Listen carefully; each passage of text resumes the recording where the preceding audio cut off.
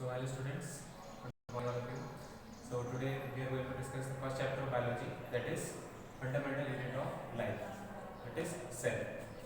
तो ये बायोलॉजी का फर्स्ट चैप्टर है क्लास 9 के लिए, ठीक है। इसमें हम सेल के बारे में इंट्रोडक्शन और सेल के बारे में कुछ स्पेशल डिस्कवरीज जो हुई थी उन सभी चीज़ों के बारे में पढ़ेंगे, ठीक है। तो सबसे पहले हम सेल की डेफिनेशन पढ़ते हैं कि सेल एक्चुअली में होता क्या है।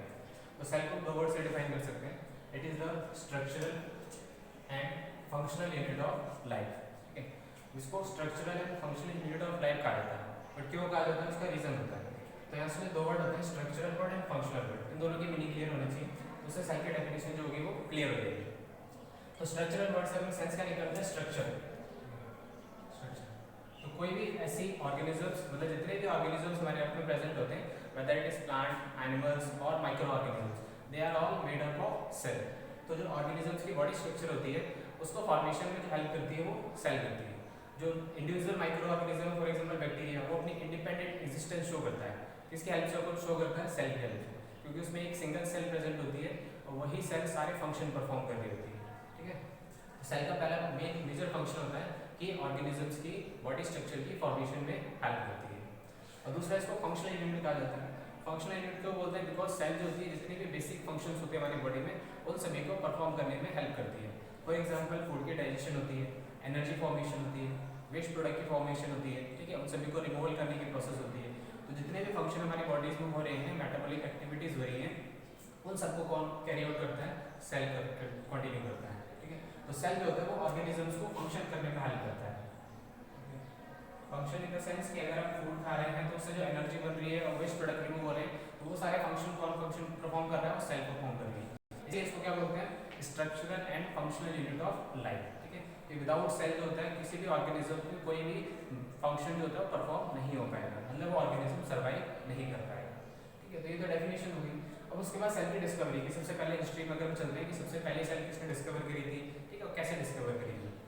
तो फर्स्ट सेल जो डिस्कवर करी थी साइंटिस्ट का नाम था Robert Hooke, he was Robert Hooke. उन्होंने 1665 सेल की डिस्कवरी करी थी और उन्होंने जो सेल डिस्कवर किया था that was from cork of tree. Cork of tree क्या होता है कि जो ट्रीज होती है उसमें जितना भी आपको ब्राउन पोर्शन दिखता है उसको पेड़ की छाल में बोलते हैं, तो उस ब्राउन पोर्शन को उन्होंने एक्सट्रैक्ट किया था और उन्होंने खुद से अपने लेंस बनाए थे, उस लेंस के अंदर उस कॉर्क को आइडेंटिफाई किया था। उसको आइडेंटिफाई करने पर उन्हें कुछ हनीकॉम्ब लाइक स्ट्रक्चर्स अपीयर हुई थी। हनीकॉम्ब लाइक स्ट्रक्चर्स क्या होते हैं, कुछ हेक्सागोनल शेप स्ट्रक्चर्स में अपीयर होती है, इस तरीके की शेप की स्ट्रक्चर। तो ये हेक्सागोनल शेप की जो स्ट्रक्चर्स होती हैं इनको उन्होंने सेल नेम दे दिया था। उन्होंने जो अपनी जो डिस्कवरी थी इसको बुक में पब्लिश किया था, जिसको माइक्रोग्राफिया के नाम से जानते हैं, ठीक है। तो जो फर्स्ट सेल थी वो रॉबर्ट हुक ने डिस्कवर करी थी इन 1665 from the cork of tree.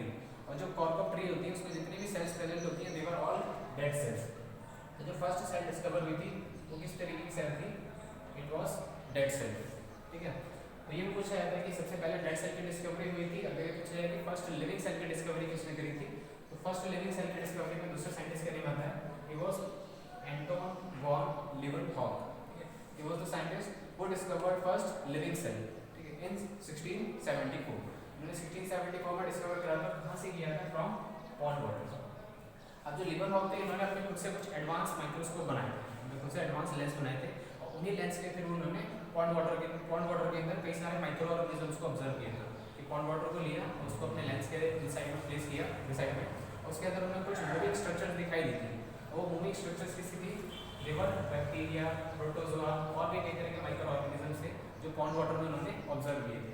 Later on उन्होंने आरबीसीज को भी देखा था, डब्ल्यूबीसीज को भी देखा था, जो कि हमारे ब्लड में प्रेजेंट होती है, ठीक है। तो जो फर्स्ट अगर पूछा जाएगा कि फर्स्ट सेल किसने डिस्कवर करी थी, तो रॉबर्ट हुक इन 1665। लेकिन अगर फर्स्ट लिविंग सेल की बात करी जाती है तो इट वाज डिस्कवर्ड बाय लीवनहॉक इन 1674, ठीक है। अब सेल जो होती है, सेल के अंदर एक स्ट्रक्चर प्रेजेंट होती है दैट इज कॉल्ड न्यूक्लियस, जिसको हम ब्रेन ऑफ सेल भी बोलते हैं, ठीक है। जो सेल की सारी एक्टिविटीज को, मेटाबॉलिक फंक्शंस को कंट्रोल करता है, न्यूक्लियस।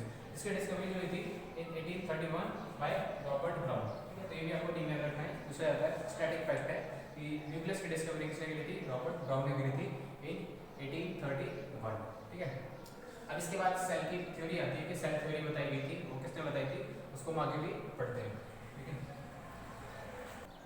हाँ, सो सेल थ्योरी जो कि हम आगे स्टार्ट करने वाले हैं, ठीक है। तो सेल थ्योरी जो थी, जब जब सेल की डिस्कवरी हुई उसके बाद सेल के ऊपर रिसर्च होनी स्टार्ट हो गई। अब कुछ साइंटिस्ट थे जिन्होंने सेल के ऊपर रिसर्च करने के बाद कुछ स्पेशल डिस्कवरीज बताई थी कि सेल के बारे में क्या क्या प्रॉपर्टीज होती है। तो यहाँ पे उसको हम सेल थ्योरी के नेम से जानते हैं, ठीक है। तो सेल थ्योरी जो स्टार्ट करी थी दो साइंटिस्ट ने, एक होता है शेल्डन इन 1838 और श्वान 1839। तो ये बॉटनिस्ट थे, शेल्डन बॉटनिस्ट थे, श्वान एक जूलॉजिस्ट थे। दोनों ने अलग अलग रिसर्च करी थी और सेल के बारे में कुछ पॉइंट बताए थे, ठीक है। तो शेल्डन ने बताया था कि जितने भी प्लांट्स होते हैं, क्योंकि बॉटनिस्ट थे और बॉटनिस्ट क्या होते हैं जो प्लांट के ऊपर रिसर्च करते हैं, तो बॉटनिस्ट कहा जाता है। तो जूलॉजिस्ट मतलब जो एनिमल के ऊपर रिसर्च करते हैं, दे वर कॉल्ड जूलॉजिस्ट। तो उन्होंने प्लांट के ऊपर रिसर्च करी, उन्होंने बताया था कि जितने भी प्लांट होते हैं वो सब सेल से बने हुए रहते हैं, ठीक है। All plants are made up of cells.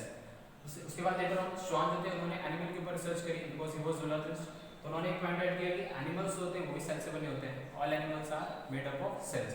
फिर उन्होंने अपनी थ्योरी को कंबाइन कर दिया और एक पॉइंट बताया था कि all plant and animals are made up of cells.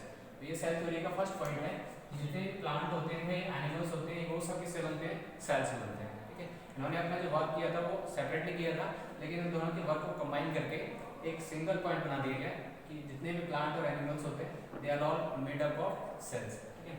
उसके बाद 1855 में अनदर साइकोलॉजिस्ट थे रुडोल्फ वर्चोव। इन्होंने सेल थ्योरी में एक और नया पॉइंट ऐड किया था, ठीक है, जिसको क्या बोलते हैं कि all cells arise from pre existing cells, ठीक है, जिसको ओमनिस सेलुला ई सेलुला भी कहा जाता है। एक लैटिन वर्ड है ओमनिस सेलुला ई सेलुला, ठीक है, उनकी ग्रीक लैंग्वेज से। तो उसका मतलब क्या होता है कि जितने भी सेल्स होते हैं वो सब प्री एग्जिस्टिंग सेल्स से होते हैं।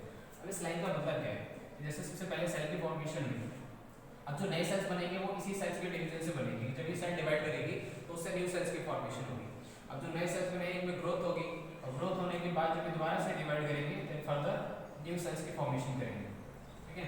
तो जितने भी न्यू सेल्स बन रहे हैं वो किससे बन रहे हैं, प्री एग्जिस्टिंग सेल्स, मतलब जो पहले से वो सेल्स हमारे अर्थ में एग्जिस्ट कर रही हैं उन्हीं सेल से न्यू सेल्स की फॉर्मेशन हो रही है, ठीक है। तो ये पॉइंट ऐड किया था रुडोल्फ वर्चोव, ठीक है।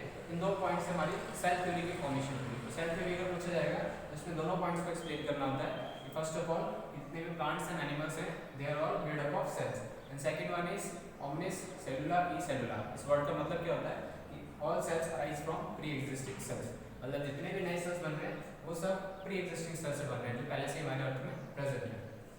उसके बाद एक और टर्म है जो स्टैटिक फैक्टर है कि आपको याद रखना है कि कुर्केजी एक साइंटिस्ट थे, इन्होंने 1839 में टर्म बनाई थी प्रोटोप्लाज्म। प्रोटोप्लाज्म के बारे में उन्होंने बताया था। अब प्रोटोप्लाज्म क्या होता है कि जैसे अगर हम सेल की स्ट्रक्चर देखते हैं तो सेल के अंदर सबसे एक आउटर मेम्ब्रेन होती है, इसको हम बोलते हैं सेल मेम्ब्रेन। अब सेल मेम्ब्रेन के इनसाइड में प्रेजेंट होता है इधर पूरा लिक्विड कंटेंट होता है, साइनसॉइड कंटेंट, इसको साइटोप्लाज्म कहा जाता है। उसके बाद यहाँ पे एक सेंटर में न्यूक्लियस होता है और न्यूक्लियस के अंदर भी लिक्विड कंटेंट प्रेजेंट होता है, इसको बोलते हैं न्यूक्लियोप्लाज्म। प्रोटोप्लाज्म क्या होता है कि सेल मेम्ब्रेन के अंदर में जितना भी कंटेंट प्रेजेंट है साइटोप्लाज्म और न्यूक्लियोप्लाज्म उस सभी कंटेंट को हम कंबाइनली प्रोटोप्लाज्म बोलते हैं। Protoplasm is the basis of living organism, मतलब जो सेल का लाइफ होता है वो सब प्रोटोप्लाज्म के ऊपर डिपेंड करता है। तो हम साइटोप्लाज्म और न्यूक्लियोप्लाज्म को कंबाइनली प्रोटोप्लाज्म वर्ड दे देते हैं, ठीक है। इन दोनों के लिए कंबाइनली वर्ड यूज करते हैं प्रोटोप्लाज्म, ठीक है। तो ये वर्ड प्रकेजी ने बताया था प्रोटोप्लाज्म के बारे में। तो सेल से रिलेटेड जितनी भी डिस्कवरीज थी वो हमने यहाँ पे डिस्कस कर ली। अब इसके बाद हम सेल के पार्ट्स के बारे में डिस्कस करेंगे कि सेल के कौन कौन से पार्ट होते हैं, ठीक है। और उसके बाद एक और टॉपिक है कि सेल से रिलेटेड जो ऑर्गेनिजम्स होते हैं, कि जब हमें सेल के बारे में पता लग गया तो उससे रिलेटेड कुछ ऑर्गेनिजम्स होते हैं कि हमारी अर्थ में जितने भी ऑर्गेनिज्म हैं उनको हम दो कैटेगरीज में डिवाइड कर सकते हैं on the basis of cell, ठीक है। तो first one is unicellular organisms, other one is multicellular organisms. यहाँ से क्लियर रहता है यूनि मतलब सिंगल, कोई भी ऑर्गेनिज्म जो सिंगल सेल से बना होता है उसको आप यूनिसेलुलर ऑर्गेनिज्म बोलते हैं। और मल्टी का मतलब क्या होता है, मैनी। तो कोई भी ऑर्गेनिज्म जो बहुत सारे सेल से बना होता है, इसके अंदर बॉडी में मिलियंस ऑफ सेल्स प्रेजेंट होती हैं, तो उसको हम मल्टी सेलुलर ऑर्गेनिज्म बोलते हैं, ठीक है। फॉर एग्जांपल जैसे बैक्टीरिया होता है जो हमारे एनवायरनमेंट में प्रेजेंट होता है। बैक्टीरिया क्या होता है, it is a living organism and it is unicellular, जो सिंगल सेल से बना होता है। इसके एक ही सेल के अंदर सारे फंक्शंस जो होते हैं वो कंटिन्यूस कैरी ऑन रहते हैं। और मल्टीसेलुलर ऑर्गेनिज्म हमारे जितने प्लांट होते हैं, एनिमल्स होते हैं, they are all multicellular organisms, ठीक है। तो ये दो पॉइंट्स आपको याद रखने हैं, यूनिसेलुलर और मल्टीसेलुलर की डेफिनेशन और उसके एग्जांपल्स, ठीक है। और उसके बाद नेक्स्ट टॉपिक सेल के पार्ट्स और सेल की जो ऑर्गेनेलिज होगी वो नेक्स्ट क्लास में डिस्कस करेंगे।